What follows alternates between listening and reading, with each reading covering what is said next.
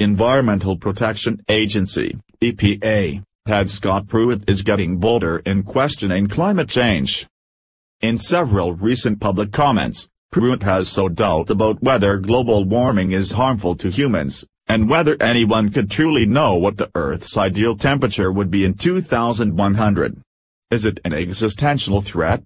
Is it something that is unsustainable? Or what kind of effect or harm is this going to have? Pruitt said in an interview with Las Vegas television station KSNV. We know that humans have most flourished during times of, what? Warming trends. So I think there's assumptions made that because the climate is warming, that necessarily is a bad thing. Advertisement Pruitt in recent months has frequently questioned if scientists know the ideal surface temperature of the Earth. In making the case that governments should reduce the greenhouse gases believed to lead to global warming, scientists have discussed what the average global temperature at ground level could be in 2100. There are things we know and things we don't know. I think it's pretty arrogant for people in 2018 to say we know what the ideal surface temperature should be in the year 2100, he said on the New York Times podcast The Daily earlier in February. Pruitt's statements have alarmed many in the scientific community, who see a thinly disguised denial of the science behind climate change. This is a standard trope of climate change denialism and it is ill-premised, said Michael Mann, a Penn State University atmospheric science professor. The ideal temperature for us is of course the temperature that our entire civilization and infrastructure was built around and tailored to. That is the temperature range that prevailed since the dawn of civilization until we began burning fossil fuels and warming the planet at an unprecedented rate, added Mann, who is known for taking on climate skeptics.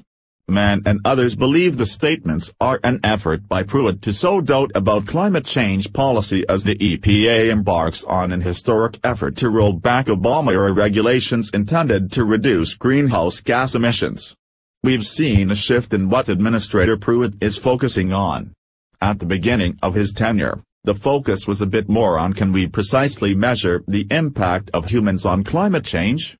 Said Rachel Licker, senior climate scientist with the Union of Concerned Scientists, a group that has opposed many of Pruitt's policies. There's been a bit of shift now into a space of whether or not climate change will harm humans and what is the ideal temperature that we should be striving for by the end of the century, and even suggesting that climate change could be beneficial.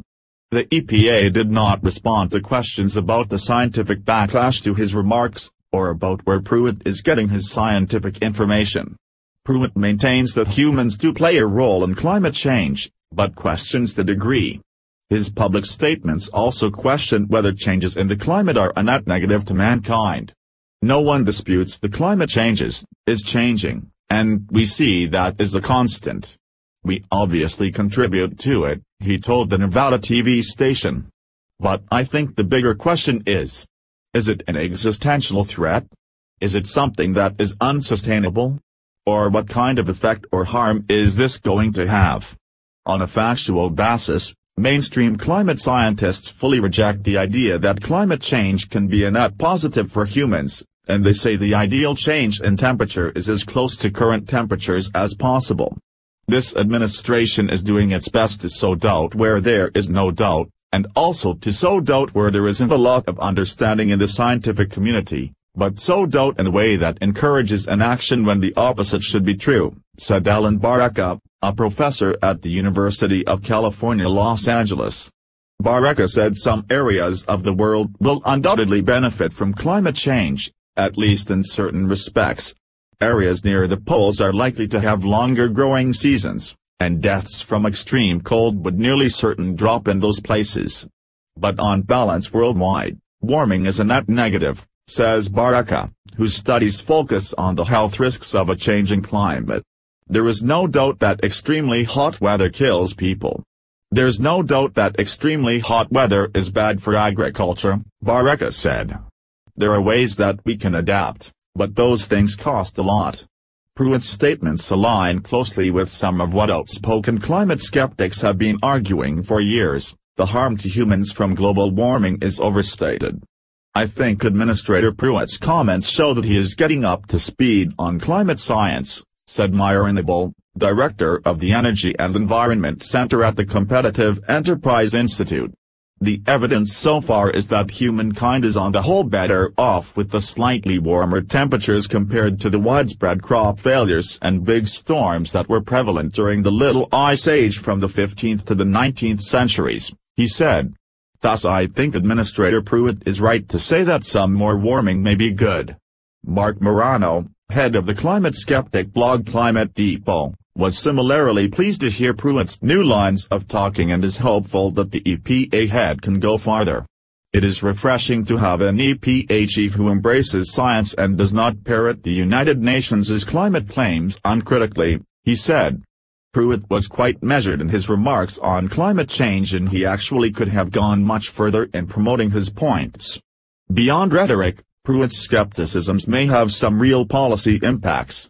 The EPA's current policy, as outlined in the 2009 endangerment finding, is that greenhouse gases are harmful to human health and the environment. That scientific finding obligates the EPA to regulate greenhouse gas emissions. Pruitt has said the EPA is not reviewing this finding for potential repeal, to the disappointment of some conservatives. Though he said in December that the Obama administration committed a breach of process and left the door open for reviewing it. Experts say the finding is on solid scientific ground. But Pruitt's statements are fueling speculation that he is trying to drum up scientific uncertainty, since the finding is focused squarely on the environmental and health impacts of greenhouse gases. If he can succeed in finding some sort of fundamental error in the science of climate change, which we know he's not going to find, his motivation may very well be to open the door to take down the endangerment finding, Licker said.